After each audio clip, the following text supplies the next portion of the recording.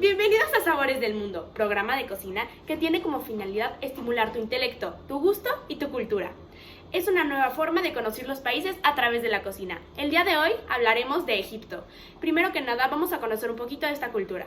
Egipto se encuentra situado en el extremo noreste de África. Es atravesado de sur a norte por el río Nilo, que desemboca en el mar Mediterráneo. El desierto cubre más del 90% de Egipto. Los egipcios vivían a las orillas del río Nilo o junto a los canales. El Nilo tuvo un papel fundamental en el desarrollo de la cultura egipcia. Todos los años, en julio, el río desbordaba e inundaba todo el valle del Nilo. Este desbordamiento duraba varias semanas, hasta septiembre aproximadamente, y cuando el río volvía a su cauce normal, dejaba la tierra húmeda y fértil, ideal para las prácticas agrícolas. El Cairo es la capital de Egipto y la ciudad más importante del país, con una población de casi 20 millones de habitantes, también la ciudad más poblada de África. Posee costas sobre el mar Mediterráneo y el mar Rojo. Limita al oeste con Libia, al sur con Sudán, al norte con el Mediterráneo y al este con el mar Rojo e Israel. El país, en el antiguo Egipto, estaba dividido en dos, el Alto Egipto, al sur, el Bajo Egipto, al norte, en la desembocadura del Nilo en forma de delta. Bajo Egipto se denominaba en el antiguo Egipto a la zona norte del país, y abarca desde el mar Mediterráneo al sur, el Cairo. Su capital era Menfis. El Bajo Egipto era conocido como Tan-Meu.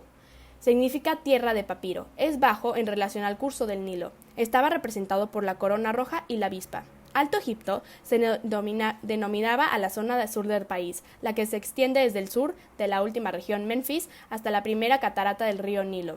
Pero durante la época faraónica se llamó Shimau, tierra de cebada. Su capital era Tebas. El dios supremo del Alto Egipto era Seth, y el símbolo de la corona blanca, la diosa buitre y la flor blanca de loto. La cronología de Egipto es muy complicada y no siempre coinciden todos los historiadores en ella. Sin embargo, las evidencias arqueológicas indican que la civilización egipcia comenzó alrededor del sexto milenio a.C., durante el Neolítico, cuando se asentaron los primeros pobladores. Los rastros de estos primeros pobladores quedaron en los objetos y signos grabados en las rocas a lo largo del valle del Nilo y en los oasis. Este se divide en varios periodos, iniciando por el periodo dinástico temprano, de 3150 a 2700 a.C. La civilización de Antiguo Egipto se desarrolló a partir del año 3000 a.C., aproximadamente después de la unificación del Alto y el Bajo Egipto, y se mantuvo durante 3 milenios. El emperador Nemes unificó a Egipto. Le sigue el periodo Reino Antiguo, que fue de el 2750 a 2250 a.C. Fue un modelo de centralización administrativa. El tamaño y la riqueza de las construcciones indican que fue una época de prosperidad del Estado y muestran cómo el faraón se alejó de todos los demás mortales. Durante esta época se construyeron las pirámides. Después tenemos el primer periodo intermedio, que fue de 2250 a 2025 a.C. Fue una época de desorden y de crisis de Estado. Hubo incursiones de extranjeros, porque los reyes eran incapaces de defender las fronteras. Había un gobierno de distintas paralelas que reinaban simultáneamente en el Alto y el Bajo Egipto. Después tenemos el Reino Medio, que fue de 2025 a 1785 a.C. En este periodo se restableció la doctrina monárquica del Reino Antiguo en cuanto a la centralización del Estado, y se humanizó la figura del faraón, que se acercaba al pueblo y se preocupaba fundamentalmente por la administración de justicia. Después tenemos el segundo periodo intermedio, que fue de 1785 a 1570 a.C. Es el más confuso y menos conocido. Se debió especialmente al ingreso de los Hyksos, que habían conquistado del delta del Nilo. Este grupo extranjero fue expulsado por el ejército egipcio, que luego conquistó Siria, Palestina y Nubia. Y después tenemos el Nuevo Reino, que fue de 1570 a 1070 a.C., uno de los más importantes de esta civilización. Tuvo 500 años de esplendor. Fue una época en la que se desarrollan intensas relaciones internacionales con el cercano oriente y hubo importante comercio exterior con los territorios conquistados. Se ampliaron y enriquecieron las construcciones religiosas como los templos Luxor y Karnak.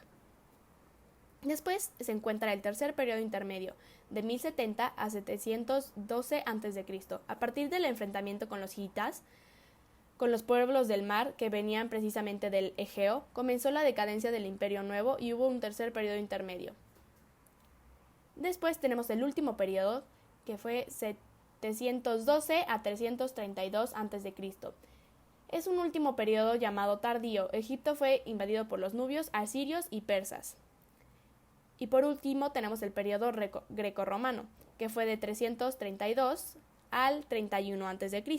Este periodo histórico es comprendido entre la muerte de Alejandro Magno, Cleopatra, Marco Antonio tras la derrota de la batalla de Accio.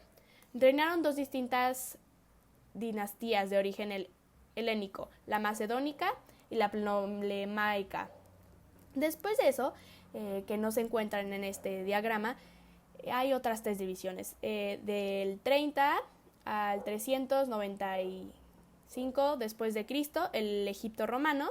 Del 395 después de Cristo al 642 después de Cristo, el Egipto bizantino, que fue un Egipto cristiano. Y después del 642 al 1805 después de Cristo, el Egipto musulmán dominado por distintos pueblos. A partir de esto se considera ya Egipto moderno, después de esta fecha. La sociedad egipcia era de carácter piramidal y estaba estructurada en diferentes grupos. En la cúspide se hallaba el faraón y la familia real. El segundo grupo estaba formado por sacerdotes, altos funcionarios, gobernadores de provincias, jefes militares y escribas de alto rango. El tercer grupo lo componían principalmente los campesinos, que constituían alrededor el 97% del total de la población. Habría que incluir a los artesanos y comerciantes. Al cuarto grupo pertenecían los esclavos. Eran considerados como objetos o animales que podían ser comprados y vendidos. Muchos de ellos trabajaban en casas acomodadas. El papel que jugó la mujer en Egipto fue más significativo que en otras culturas de la antigüedad. Algunas de ellas tuvieron un gran poder e incluso fueran faraonas. Tenían una estratificación social cerrada, por lo que no podían moverse de clase ni de profesión. El poder era hereditario.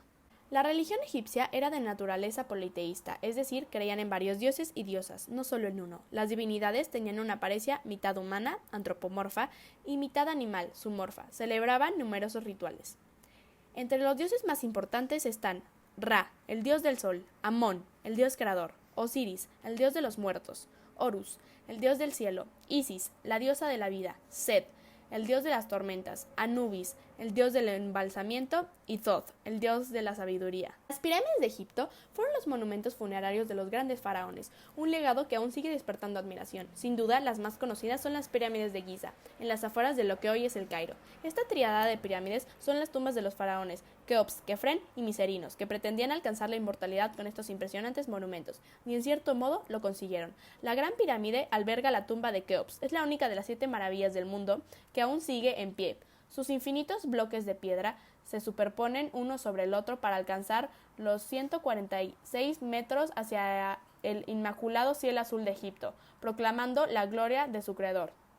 Al lado de esta, su hermana pequeña, la pirámide de Kefren, constituida por este faraón, hijo de Keops. Al estar situada en un terreno más elevado, da la impresión que su tamaño es mayor a la de Keops, por lo que durante algún tiempo tuvo la denominación de la Gran Pirámide. Sin embargo, sus 143 metros son insuficientes para desembancar a la pirámide de Keops de este privilegio. Por último, la más pequeña de las pirámides de Egipto es la dedicada al faraón Miserinos, que en tiempos antiguos estaba recubierta de mármol rosado. Aunque solo tenga 65 metros de altura, se le suele apodar como la pirámide divina. A su alrededor se levantan las pirámides de las reinas, pequeñas construcciones dedicadas a albergar las tumbas de las consortes de estos faraones. Custodiando las pirámides de Egipto se encontrará a la Esfinge. Esta majestuosa criatura de 20 metros de altura y 50 de longitud representa al faraón Keops. Su nariz fue destruida en un cañonazo durante la campaña de Napoleón en Egipto en principios del siglo XIX. Pero estas no son las únicas pirámides de Egipto. Se estima que en todo el país se levantan hasta 118 de estas construcciones, destinadas a albergar las tumbas de los faraones y las personalidades importantes de su corte.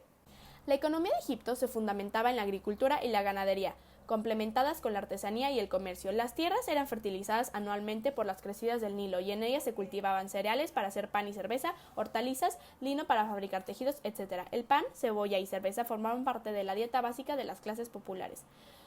Comerciaban en otros pueblos, fundamentalmente a través del Mediterráneo. Utilizaban el río Nilo como vía de comunicación y transporte de mercancías y viajaban en caravanas al centro de África. Gran parte de las riquezas también provenía de la venta de esclavos, productos agrícolas y joyas con los alrededores. El Egipto de hoy en día es muy diferente al Egipto antiguo. El idioma oficial es el árabe estándar moderno. La moneda es la libra egipcia. Una libra egipcia es equivalente a 1.37 pesos mexicanos. El gobernante se llama Abdelwahab el-Sisi.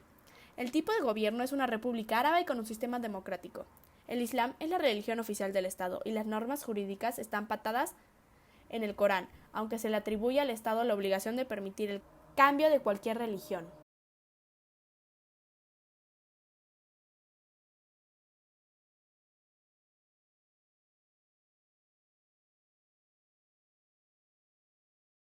¡Wow! ¡Qué datos tan interesantes tiene Egipto, ¿no creen? Es un país muy vasto y lleno de cultura. Esta es una de las principales razones por las que yo elegí para hacer este video. A continuación, prepararé y daré los ingredientes de una receta tradicional árabe, el hummus. Hummus en árabe significa garbanzo. El hummus, originario del antiguo Egipto, es un plato de la gastronomía de Medio Oriente, que se ha hecho internacional, puesto que ya no solo lo puedes comer en cualquier ciudad, sino que se convierte en un clásico de la comida casera. A continuación, presentaré los ingredientes que ocuparemos hoy.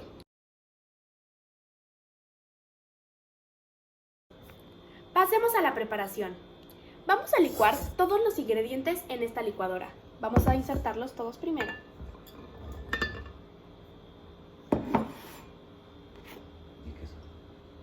Este es el tahini, lo vamos a poner junto con los garbanzos. Traten de sacarlo todo del plato. Después colocamos las tres cabezas de ajo. Y tengan mucho cuidado que nada más hay que poner la mitad de la taza medidora de aceite y ya cuando esté licuando vamos viendo si le vamos a colocar más o no.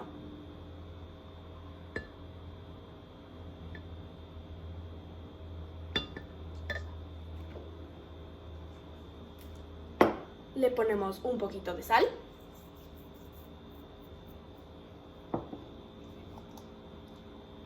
Y exprimimos la mitad de un limón. Ahora vamos a licuar todo. En este momento, si es que lo necesita, vamos a agregar la otra mitad de taza de aceite de oliva.